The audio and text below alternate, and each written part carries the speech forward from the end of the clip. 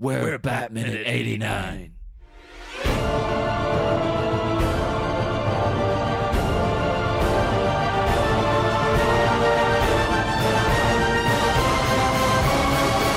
Hello and welcome back to Bat-Mite 89, the podcast where we rummage through every minute of Tim Burton's Batman film like a couple of gangsters tearing through the offices of a chemical plant, 1 minute at a time.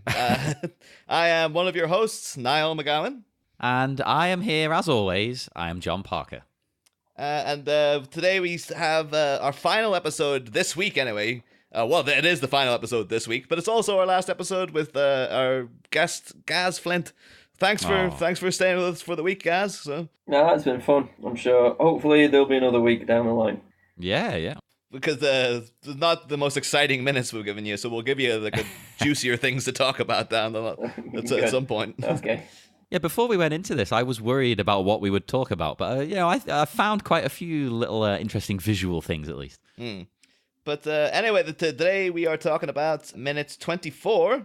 Minute 24 begins with Eckhart and his cronies gathered around outside Axis Chemicals, and the minute ends 1 minute later with the sad and untimely death of Napier Hood in blue pinstripe. So, my favourite character from the Batman series. Not Napier Hood in blue pinstripe. No! But he was too beautiful for this world. It wasn't built to last, this guy. Yeah, now we get into all the Eckhart and his, presumably all of them are corrupt cops.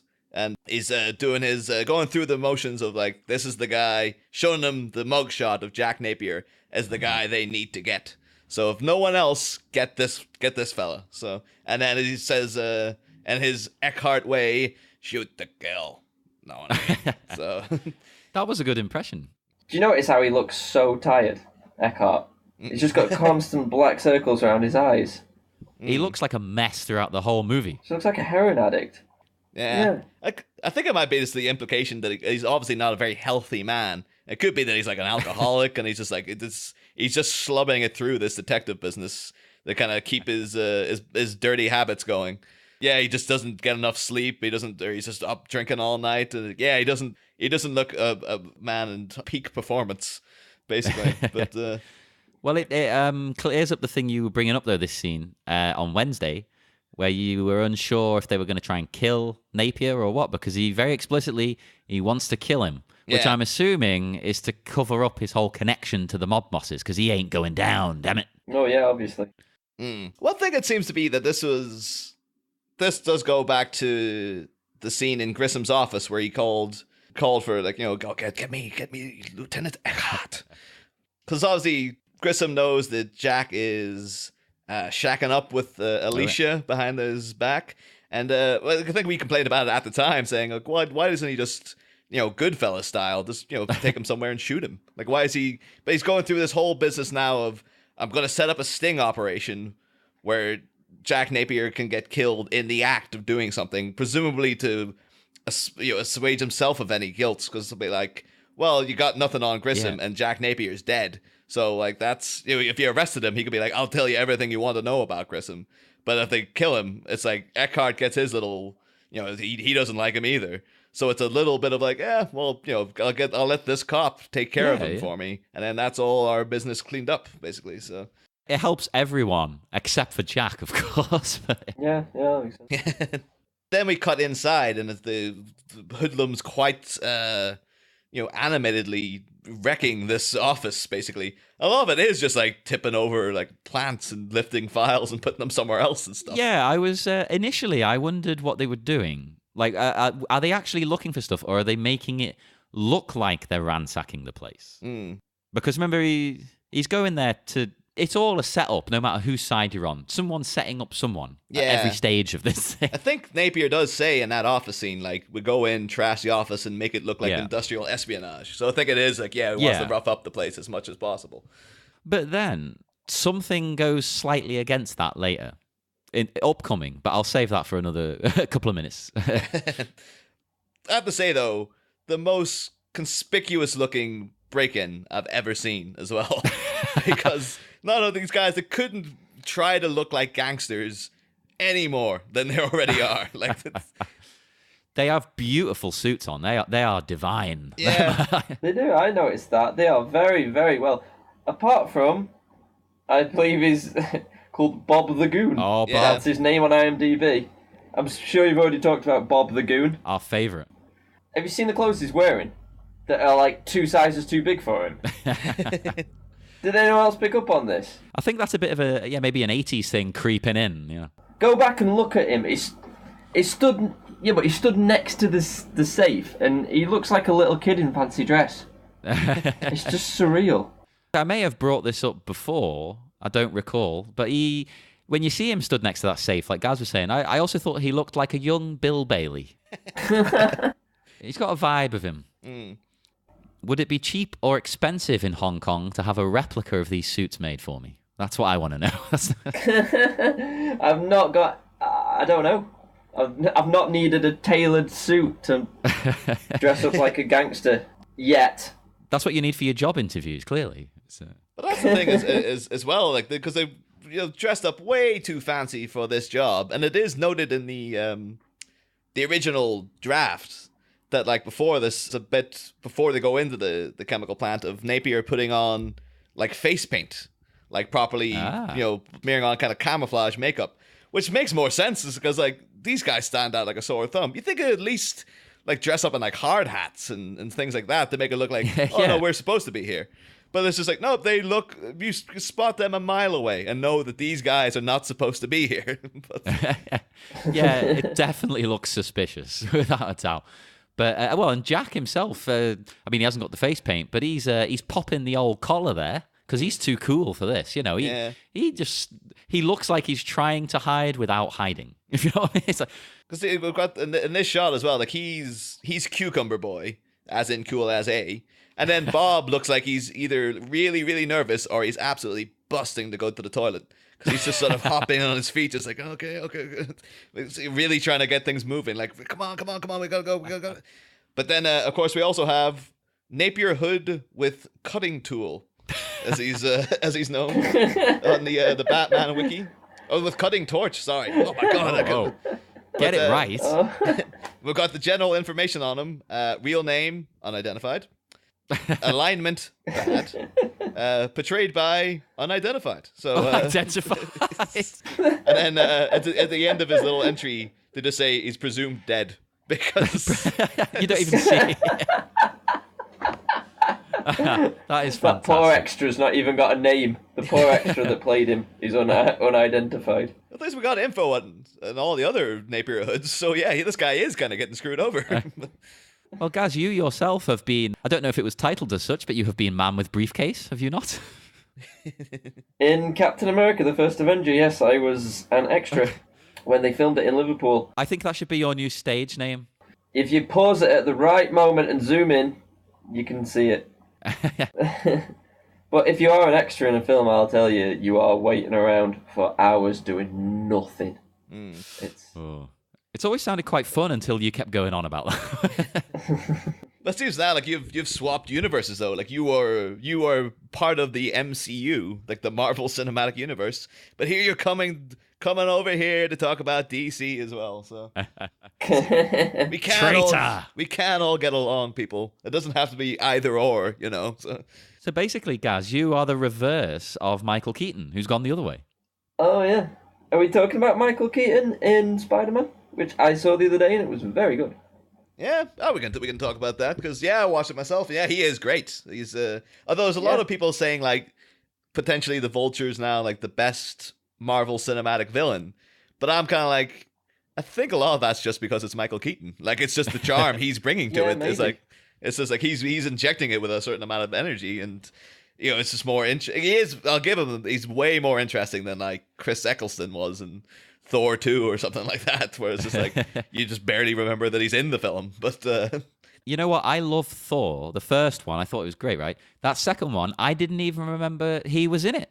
No. That tells you all about what I think of the second one. No, I can't remember much from that film at all. No, all I remember is that fight at the end where they're like teleporting. That's literally the only thing I remember. Yeah, me too. That's almost like that was the one idea they had. It's just like, well, this would be a really cool fight to do. let's make a film that leads up to that somehow.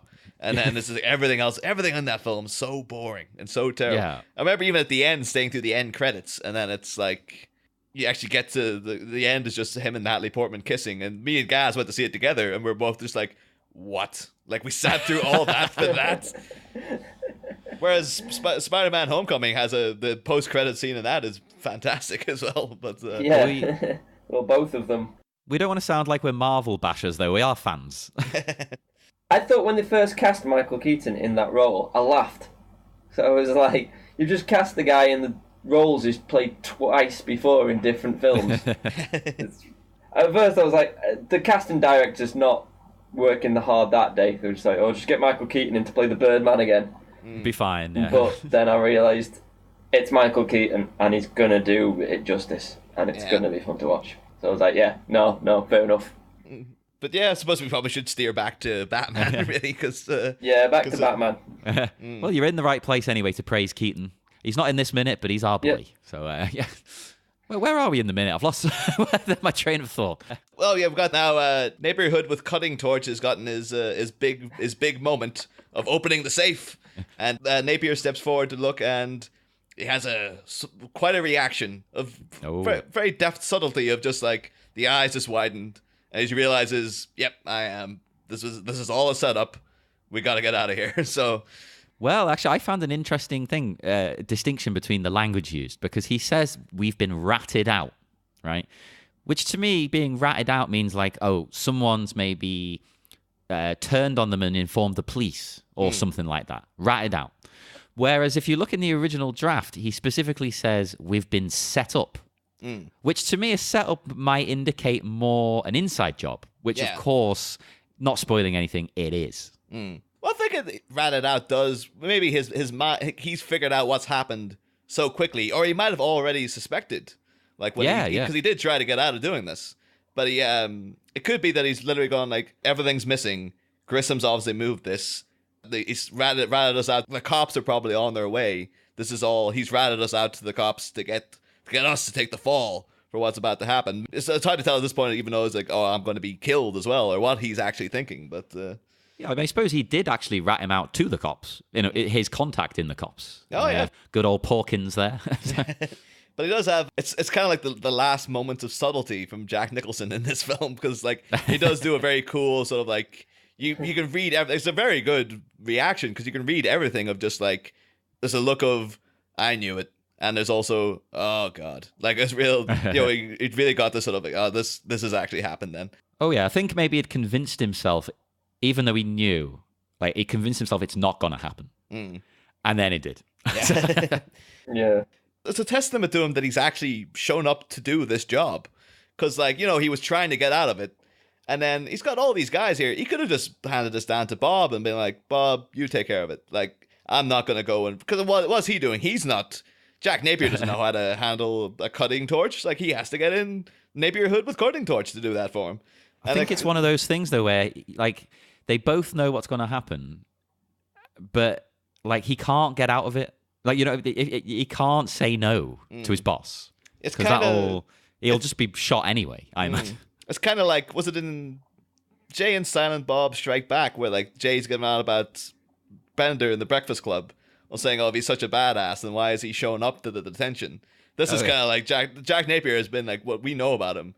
It is surprising that he could have just been like, no, I'm not doing that. Like, I'll get Bob to do it, and then I'll pretend that I was there. Bob will cover for me, like that kind of thing. So that it's almost kind of honorable that he's bothered. He actually has, again, too, could be that he's like, well, I can't trust all these guys. Maybe one of them will rat me out to Grissom if I don't go. But well, I was going to say it shows that he's loyal, but he is sleeping with his boss's woman. So yeah. I suppose not really. I think it might be more what you were saying. It's more like, yeah, I better go because he told me to. But that's about it. Like there's nothing he can do about it, basically. Yeah. Within the safe, though, there is a manila folder still there. I'm wondering, like, do you think at any point he's like, should we check that manila folder just to make sure there's just nothing?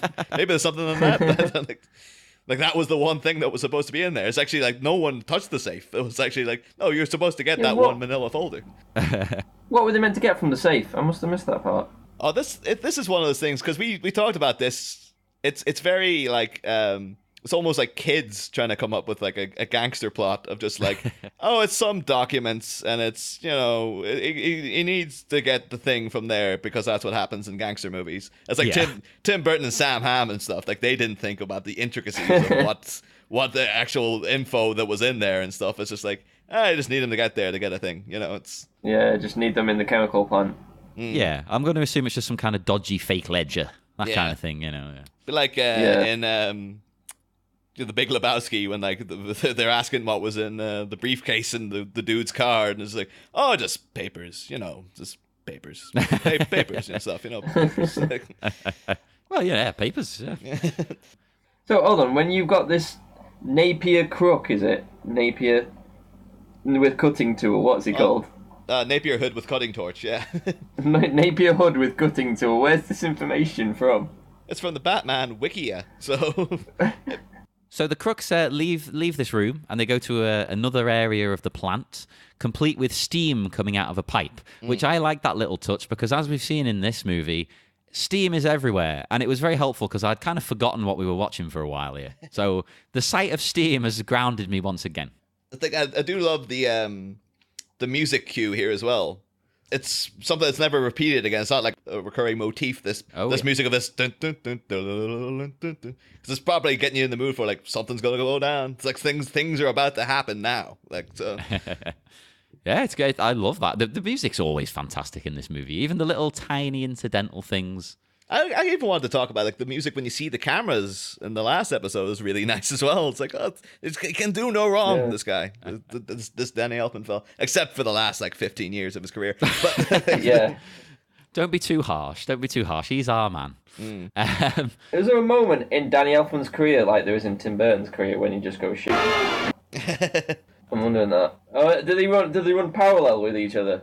No, because I think like the last really good Danny Elfman thing I remember hearing was the music from Planet of the Apes, which is that's the beginning of Tim Burton going off the rails. So it's like, well, at least Elfman was keeping his end up at that point, but couldn't be bothered after that. Maybe was that before or after Big Fish, Planet of the Apes? That was before.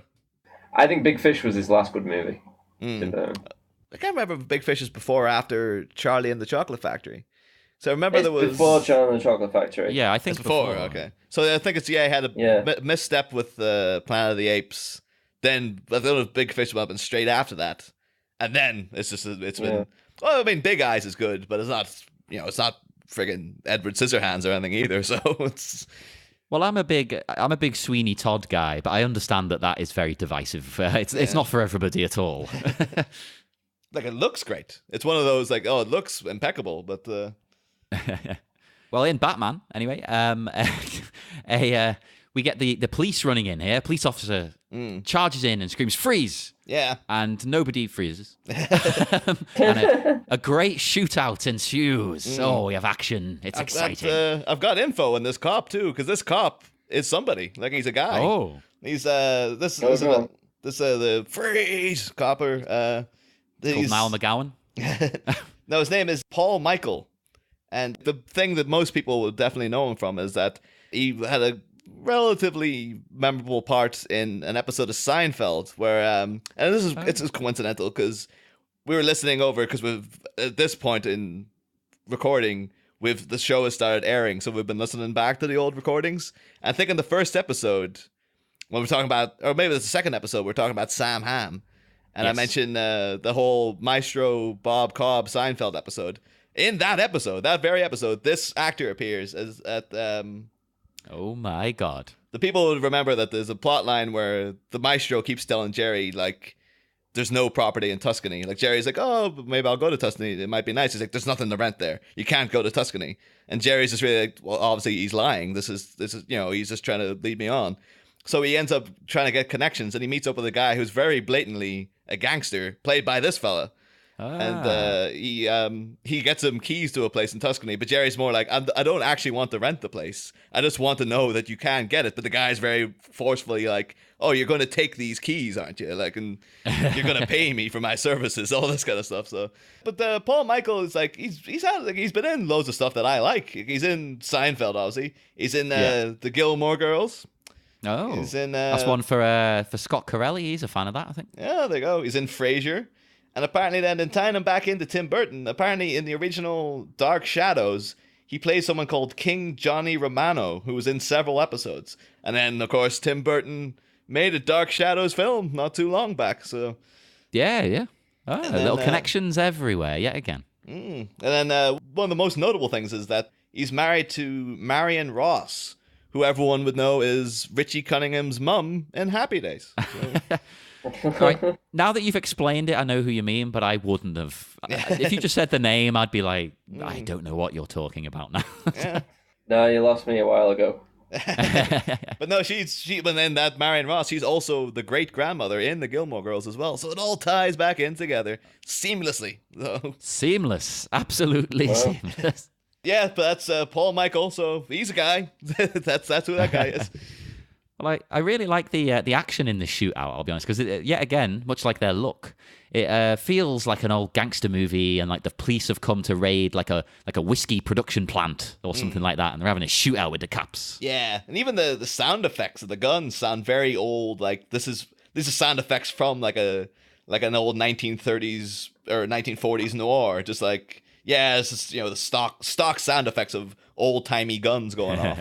Was the decision to have them look like it is like something old-timey with them all in the pinstripe suits, do you think that was like Tim Burton's decision? To have it look timeless? Yeah, I think that was. He does explain that the whole thing was that it is supposed to be like it's harking back to the noirish roots of Batman, but then it's also like by taking it out of the 80s and giving it into like an old, like it's a mix of what was then modern and then old fashioned. It kind of gives it a timeless quality of like, well, we're not in any real reality. It's in its own kind of little world on its own, that kind of thing. So they might be in a world of their own, but Prince still exists. Oh yeah, Prince. The animated series kind of had the same look, didn't it? Yeah, I think what they call dark deco. I think what they called it. But like, I like that. Okay. But they very much did. They had a proper like old. Everyone was on like old rotary phones, and like every car looked like it was made in the 20s and stuff like that. But yeah, it's kind of, it works for Batman though. It does, because if it's in the stage of him dealing with gangsters and stuff. It was like, well, the most gangstery looking people you can get are right here. You put on the fedora, the old pinstripe suits and stuff, and there you go. Yeah. Then of course, within the middle of this shootout, we get the tragic death of Napier Hood with blue pinstripe suit.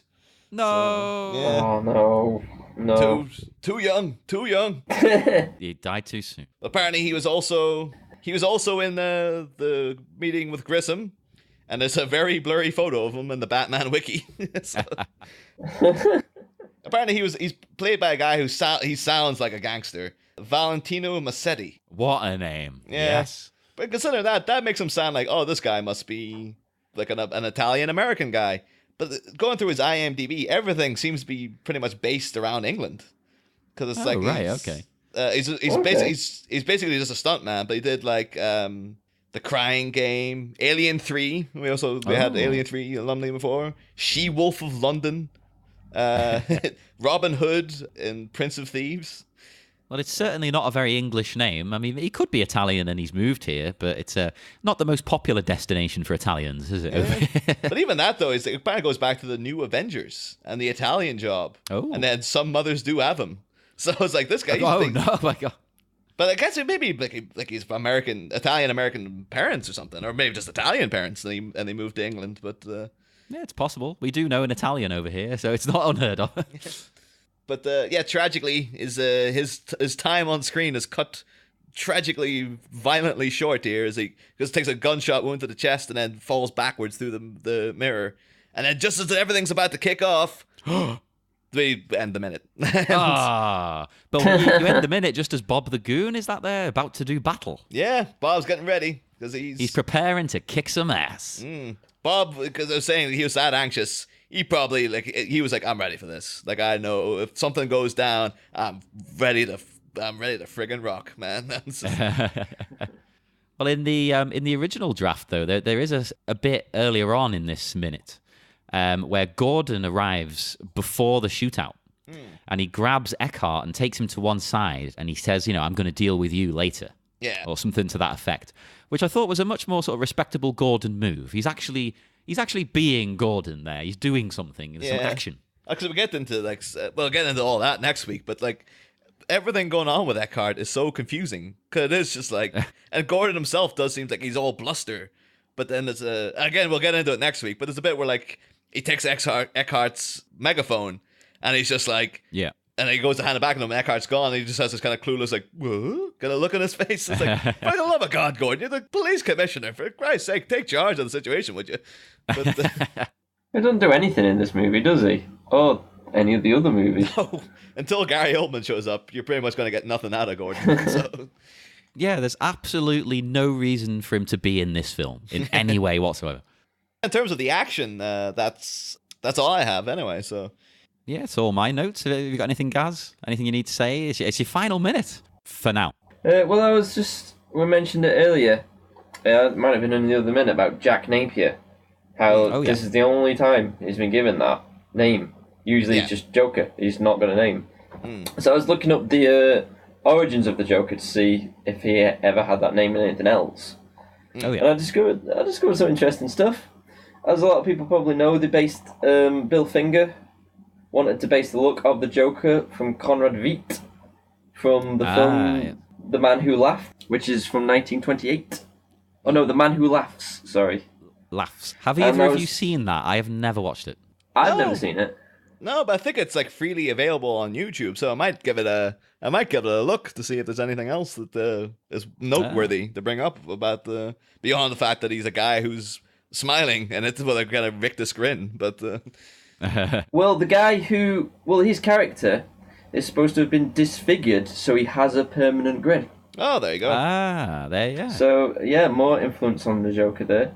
But the guy who did the makeup for The Man Who Laughed, or The Man Who Laughs, sorry, was a guy called Jack Pierce, who then went on to work for Universal and basically did the makeup for all the monsters, including the iconic Boris Karloff Frankenstein. Oh, yes, the best Frankenstein. Yeah.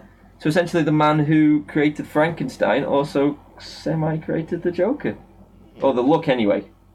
So what we're looking for is a Frankenstein-Batman crossover comic. Coming soon from DC. I think that does exist. Oh my God. It does. I think I'm actually fairly certain that my brother used to have that. I think I did read it when I was a lot younger, and I didn't like it then, but I was just a kid. But I do remember a visual of like like a Frankenstein monster in a Batman outfit. And the art was beautifully done. But it was all set. It was kind of like the Gotham by Gaslight thing we were talking about, where it's set in an old-timey thing, and Alfred's like, he's like, Frankenstein himself, that kind of thing. Yeah. But, Okay. Well, here we go, actually. I have just done a little bit of research while we were talking. And yeah, there is a comic, a Frankenstein DC comic, and he often does battle against Superman, Batman, and the Phantom Stranger. Ooh. The thing is, though, it's as soon as then it's like Frankenstein and Frankenstein's monster, him going up against Superman, it's like, well, this is, like, who's going to win that one? Yeah, it's just...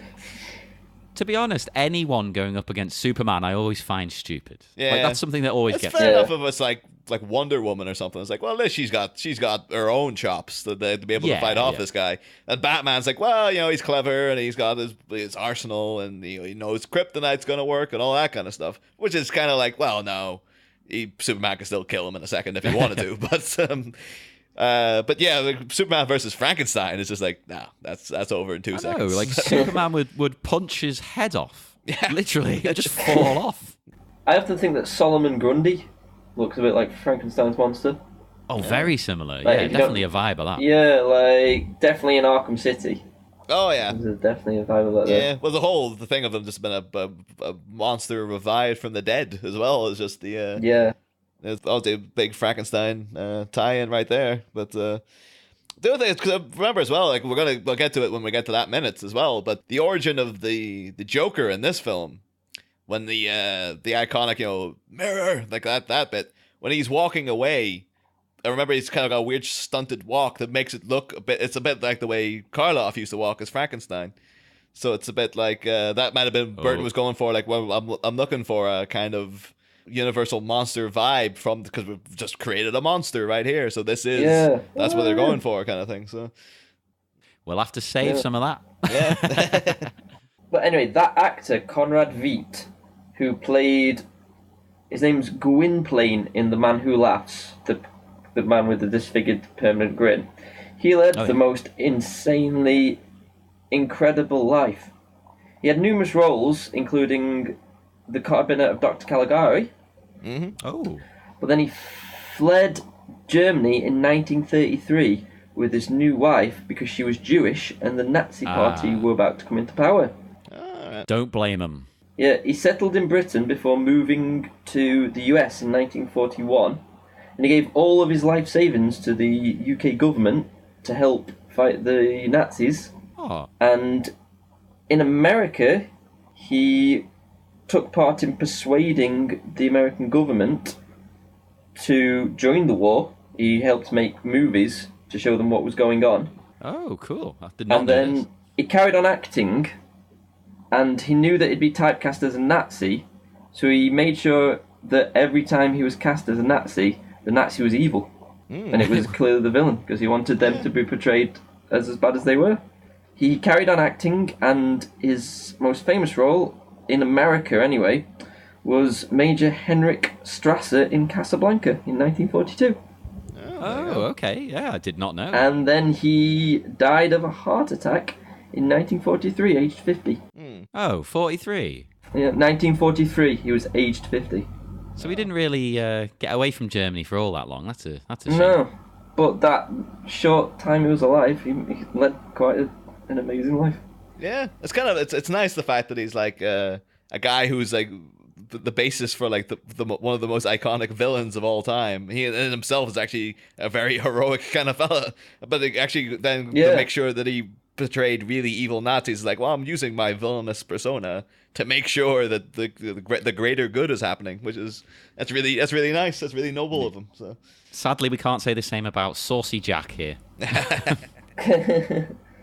But there's a Batman story which I wonder if you've read, Niall, called The Man Who Laughs, which they named after the film. Yeah, that's the one. It's like it's supposed to be a direct following of Batman Year One. You know, with the Year One ends with the Gordon talking about like, oh well, you know, it's the ending that they gave the Batman Begins, where it's like, well, you know, he's got the bat signal set up, and he's just like, oh, we got this calling card from this guy who calls himself the Joker, and all this kind of thing. And the Man Who Laughs is a direct. That's that following story. Then is that it's not actually the best Joker story in the world, although I'm sure some people might be typing in now, going, "Oh, what the hell are you talking about? It is." But well, if you are infuriated by Niall's comments, do feel free to contact us, because we would love chatting to you all. We enjoy all the tweets and things. Oh yeah. Love the Bat-Mite. It's a nickname I'm trying to make happen. So yeah, I mean, if all you want to do is shout at us and say we're wrong, that'll be welcome too. So go ahead. Yeah. In terms of like notes for this minute, that's me. I'm done. Yeah, I'm all out. Yeah, I'm done too. Don't worry, guys. I've got info on all the other Napier hoods for the next week though. So. Yes. Now I am looking. I'm gonna have to go on the Batman Wiki now to look at this.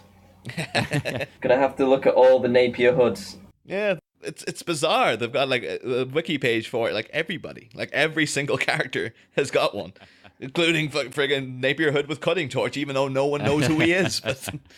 Well, I am not going to research any of them, because I want to be as surprised as the listeners are with all your fantastic detail that you've got there. It's nice you say surprised instead of like, oh my god, who cares? Surprised and upset is probably... he's going on about that again. But that is everything for minute 24. It's the end of another week, the end of a Friday. Happy Friday, everybody. Enjoy your weekend. I know it'll be tough without hearing us, but you'll just have to make do until Monday, when we're back again. We'll have minute 25 of Batman, so tune in then.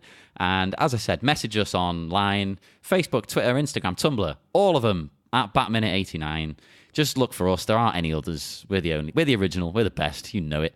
Review us on iTunes. 5 stars. no 4-star. If you're 4 stars, that's worse than nothing. If you're going to do 4, just don't do it at all. So just 5, and let us know, because we could shout you out as well. We should say like a big thank you as well to Gaz for being on for the week. So absolutely, it's been a pleasure. Thanks Hopefully, again. Anyway, so. Next time there won't be as much lag from halfway around the world. But no, I'll look forward to next time. It'll be fine. And what else will be fine will be listening to us again on Monday, minute 25. See you then. Next time, a chemical and criminal concoction goes kaboom. As Napier makes a nippy exit, Eckhart and Gordo go toe-to-toe and become fast foes. Which guest will set up camp-ling in the Bat-Minute mine? If you give a Dan, join us next week. Same Bat Pod. Different Bat Minute.